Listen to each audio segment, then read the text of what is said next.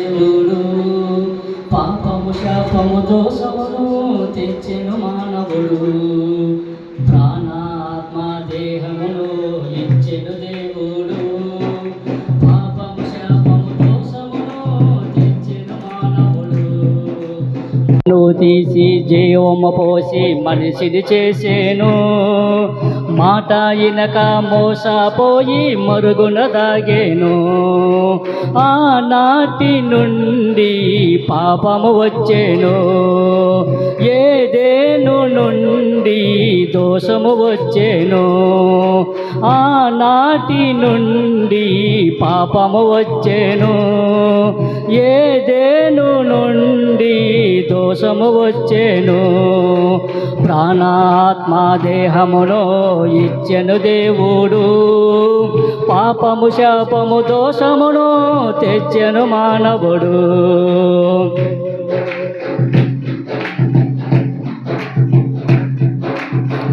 తినకూడని ఫలములను వారు తిన్నారు. కన్నులు తెరవబడి వారు కచడాలను కట్టారు. సర్పపు మాయ మాటలకు లొంగిపోయారు. దేవత వల్లే ఉండాలని పొంగిపోయారు. కన్నులకు అందమని వివేకమిచ్చు రమ్యమని ఆహారానికి మంచిదని ఆరాగించారు. ఏదేను తోట నుండి ఎలుపటికొచ్చారు. ప్రాణాత్మ దేహమును ఇచ్చెను దేవుడు. పాపము శాపము దోషమును తెచ్చెను మానవుడు.